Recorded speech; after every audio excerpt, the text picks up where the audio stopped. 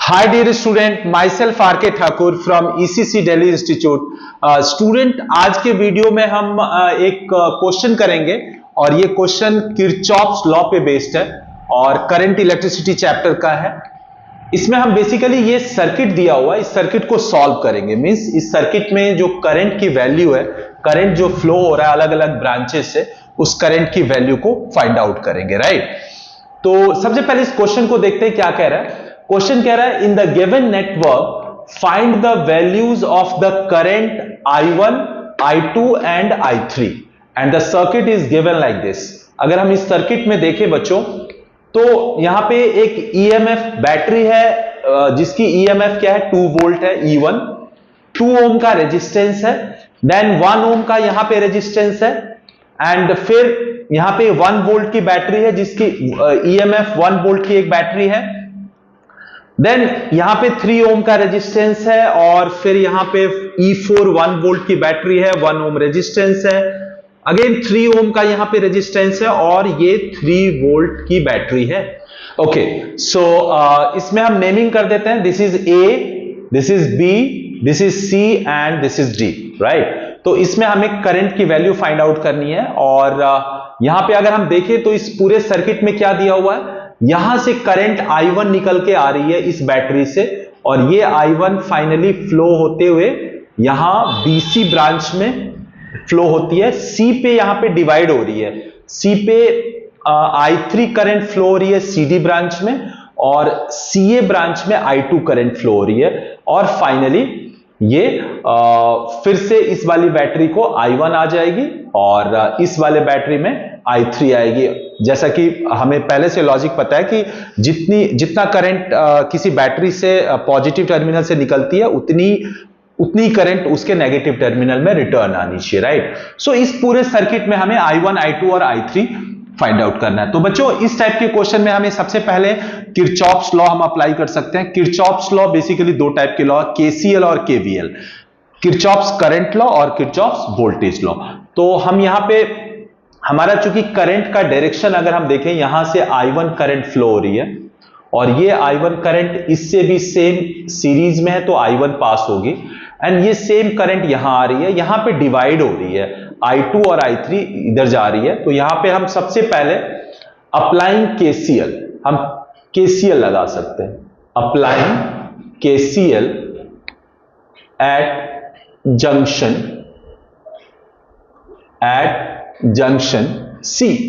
C पे, इस वाले पे हम KCL अप्लाई करते हैं। तो KCL क्या कहता है, incoming current is equal to outgoing current. तो यहां पे इनकमिंग करंट I1 है, एंड आउटगोइंग करंट क्या है, I2 प्लस I3। तो ये I1 is equal to I2 plus I3 हो जाएगा। हम इसको फर्स्ट इक्वेशन अज्यूम कर सकते हैं, हमने C पे KCL अप्लाई कर दिया। नाउ हमारे पास बच्चों यहां पे एक मैश ये है और एक मैश ये है, दोनों मैश में हम KVL अप्लाई कर सकते हैं, किरचॉफ्स वोल्टेज लॉ। तो हमारा एक मैश है ABCA, यहां पे हम KVL अप्लाई करते हैं, applying KVL, Kirchhoff's voltage law, in mesh ABCA, in mesh ABCA, right. So ABCA में हमें KVL अप्लाई करना है। तो KVL अप्लाई करने से पहले हमें साइन कन्वेंशन पता होना चाहिए। हम साइन कन्वेंशन क्या फॉलो करेंगे, बैटरी के अगर पॉजिटिव से नेगेटिव टर्मिनल की तरफ जा रहे हैं तो हम माइनस लेंगे, because positive means high potential, negative means low potential. तो अगर हम पॉजिटिव से नेगेटिव जाएंगे मींस हाई से लो की तरफ जाएंगे, तो हमारा नेगेटिव होगा क्योंकि हम डाउन द पोटेंशियल जा रहे हैं। सिमिलरली अगर जिस डायरेक्शन में करंट फ्लो हो रही है, उसी डायरेक्शन में अगर हमारा ट्रैवर्स डायरेक्शन है, उसी डायरेक्शन में हम ट्रैवल कर रहे हैं, या उसी डायरेक्शन में हम KVL अप्लाई करते हैं, तो करंट हमेशा पॉजिटिव से नेगेटिव की तरफ जाती है। तो इट मींस अगर हम उसी डायरेक्शन में जा रहे हैं, मतलब प्लस से माइनस जा रहे हैं, तो अगेन माइनस वोल्टेज ड्रॉप होगा रेजिस्टेंस पे। और अगर करंट के ऑपोजिट डायरेक्शन में जा रहे हैं, तो करंट के ऑपोजिट में हम हमेशा प्लस वोल्टेज ड्रॉप लेंगे। सो अगर मैं शॉर्ट में बताऊं कि करंट के डायरेक्शन में अगर हमारा ट्रैवर्स डायरेक्शन होगा तो हम माइनस लेंगे और करंट के ऑपोजिट होगा तो हम प्लस लेंगे, और बैटरी में अगर हम प्लस से माइनस जाएंगे तो नेगेटिव लेंगे और माइनस से प्लस जाएंगे तो पॉजिटिव लेंगे। सो इस पूरे कॉन्सेप्ट में बस एक चीज ध्यान रखना है कि अगर हम हायर पोटेंशियल से लोअर पोटेंशियल की तरफ जा रहे हैं तो हम माइनस लेंगे क्योंकि वी आर लूजिंग, और अगर माइनस से प्लस की तरफ जाएंगे तो वी आर गेनिंग, इसलिए प्लस लेंगे। सो इस साइन कन्वेंशन को फॉलो करते हुए हम केवीएल अप्लाई करते हैं मेश एबीसी में, राइट। तो सबसे पहले हम ए से स्टार्ट करते हैं और हमारा जो ट्रैवर्स डायरेक्शन है वो ऐसे है, एंटी क्लॉकवाइज, हमारा एंटी क्लॉकवाइज है। तो सबसे पहले हम इस बैटरी को लेते हैं, हम एंटी क्लॉक डायरेक्शन में ए से स्टार्ट कर रहे हैं, तो ये नेगेटिव है और ये पॉजिटिव है, तो ये हमारा क्या हो जाएगा, पॉजिटिव में 2 वोल्ट हो जाएगा। सो 2 हो जाएगा हमारा पॉजिटिव। देन कम्स ये 2 ओम का रेजिस्टेंस है और इसमें करंट I1 फ्लो हो रहा है, तो ड्रॉप कितना हो जाएगा, IR ड्रॉप ओम्स लॉ से I into R means I1 into 2, और जिधर करंट फ्लो हो रही है उसी डायरेक्शन में हमारा ट्रैवर्स है तो हम इसको नेगेटिव लेंगे एज पर आवर कंजम्पशन, तो ये हो जाएगा -2 I1। देन कम्स यहां भी हमारा जो ट्रैवर्स डायरेक्शन है उसी डायरेक्शन में करंट फ्लो हो रहा है, तो यहां पे भी 1 into I1, 1 into I1 means I1, ये वोल्टेज ड्रॉप हो जाएगा इस वाले रजिस्टर में। देन यहां पे देखो, यहां पे हम प्लस से माइनस जा रहे हैं, हम ऐसे जा रहे हैं, तो प्लस, ये हमारा प्लस से माइनस जा रहा है तो हमारा फिर से ये माइनस क्या हो जाएगा, 1 वोल्ट हो जाएगा, ठीक है। रेजिस्टेंस में I इंटू आर करना है और बैटरी ऑलरेडी वोल्टेज में है तो हमें 1 यहां पे डायरेक्ट लिखना है, राइट। देन कम्स यहां से हम अब CA में जाएंगे, तो CA में अगेन हमारा क्या है, करंट का फ्लोइंग डायरेक्शन में ही हम जा रहे हैं, तो फिर से एज पर साइन कन्वेंशन हमारा ये नेगेटिव होगा तो -3I2 हो जाएगा, 3 into I2, right. And finally हम ए पे पहुंच गए, मींस हमारा पूरा मेश में हमने ट्रैवल कर लिया। तो this whole should be as per KVL 0। KVL कहता है कि किसी भी मेश में जो algebraic sum of total voltage drop and EMF, ये सारा क्या होना चाहिए, 0 होना चाहिए, following the sign convention, right. तो ये हमारा, इसको हम थोड़ा सिंप्लीफाई कर देते हैं, right. So it will be 2 - 1 1 -2I1 -2I1 3I1 -3I2 is equal to 0, right. यहां से अगर मैं इसको माइनस कॉमन लेके 0 के इधर ले लूं तो it will become 3I1 plus 3I2 और -1 is equal to 0, right. So this is our second equation, let's say, right. Now अब अपने को एक और मैश है लेट्स से ACDA, इस वाले मैश में भी हमें क्या अप्लाई करना है, KVL अप्लाई करना है। तो इसके लिए हमारा ट्रैवलिंग डायरेक्शन, जो ट्रैवर्स डायरेक्शन होगा वो हम अज्यूम कर लेते हैं ये वाला, ये हम एंटी क्लॉकवाइज, इसमें भी हमने एंटी क्लॉकवाइज लिया था इस वाले मैश में, और इस वाले भी मैश में हमने जस्ट ये एजम्पशन है, आप क्लॉकवाइज भी ले सकते हो, मैंने एंटी क्लॉकवाइज लिया। तो एंटी क्लॉकवाइज के लिए हम अप्लाई करते हैं, applying KVL Kirchhoff's voltage law in mesh CDAC यहां पे अप्लाई करते हैं और C से हम स्टार्ट करते हैं। तो as per our convention, sign convention, CDAC में KVL अगर अप्लाई करेंगे तो फर्स्ट ऑफ ऑल ये हमारी ये बैटरी इनकाउंटर होगी। तो ये बैटरी क्या है, हम नेगेटिव से पॉजिटिव की तरफ जा रहे हैं तो we are gaining the potential, so ये हो जाएगा 3, पॉजिटिव में 3 वोल्ट। देन अगेन करंट के डायरेक्शन में ही हम ट्रैवल कर रहे हैं, तो यहां पे जो IR ड्रॉप होगा, वोल्टेज ड्रॉप, ये हो जाएगा -3I3 and then it will become -I3 into 1 होगा तो हम इसको I3 ले सकते हैं। And then this battery will plus to minus हम जा रहे हैं, तो प्लस से माइनस मींस लूज कर रहे हैं, नेगेटिव में जा रहे हैं, तो ये हमारा हो जाएगा -1।